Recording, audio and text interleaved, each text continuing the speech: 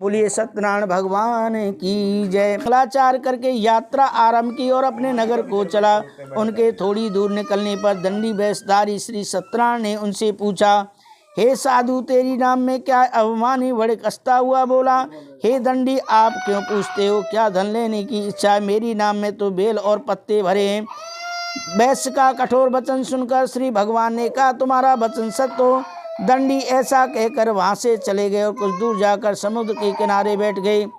दंडी के जाने पर वैश्य ने नित्य क्रिया करने के बाद नाव को ऊंची उठी देखकर अचम्भा किया और नाव में बेल पत्ते आदि देखकर मूर्छित हो जमीन पर गिर पड़ा। फिर मूर्छा खुलने पर अत्यंत शोक प्रकट करने लगा। तब उसका दामाद बोला कि आप शोक ना करें, यह दंडी महाराज का श्राप है, अतः उनकी शरण में चलना चाहिए, तभी हमारी मनोकामना पूरी होगी।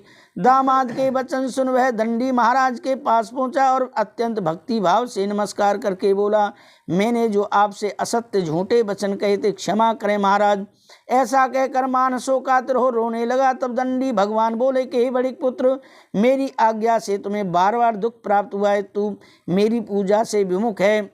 साधु बोला, हे भगवान, आपकी माया से मोहित ब्रह्मा आदि भी आपके रूप को नहीं जान सकते, तब मैं अज्ञानी कैसे पहचान सकता हूँ। आप प्रसन्न होइए, मैं सामर्थ्य के अनुसार आपकी पूजा करूँगा, मेरी रक्षा करो और पहले के समान नौका में धन भर दो। उसके भक्ति युक्त वचन सुनकर श्री सत्यनारायण भगवान प्रसन्न हो उसकी इच्छानुसार वर देकर अंतर ध्यान हो गए। तब उन्होंने नाव पर आकर देखा कि नाव धन से परिपूर्ण भरी हुई है। फिर वह भगवान सत्यनारायण का पूजन कर साथियों सहित अपने नगर को चला।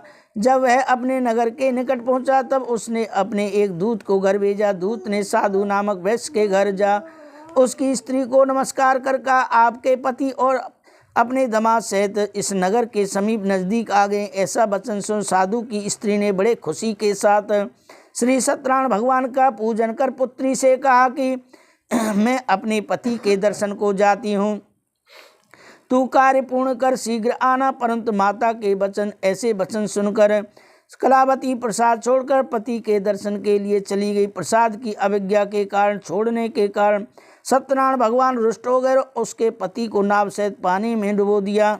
कलावती अपने पति को न देखकर रोती हुई जमीन पर गिर गई।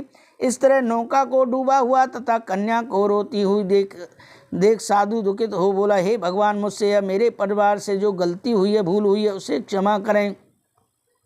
उसके दीनहीन वचन सुनकर सत्यनारायण भगवान प्रसन्न हो गए और आकाशवाणी की, हे साधु, वैसे तेरी कन्या मेरे प्रसाद को छोड़कर आई, इसीलिए इसका पति मैंने पानी में छुपा दिया। यदि वह घर जाकर प्रसाद ग्रहण करे तो इसका पति अवश्य मिलेगा। ऐसी आकाशवाणी सुनकर कलावती ने घर पहुंचकर प्रसाद गाया। फिर आकर पति के दर्शन के तत्पश्चात साधु ने बंदी बांधों सहित श्री सत्यनारायण का विधि पूर्वक पूजन किया।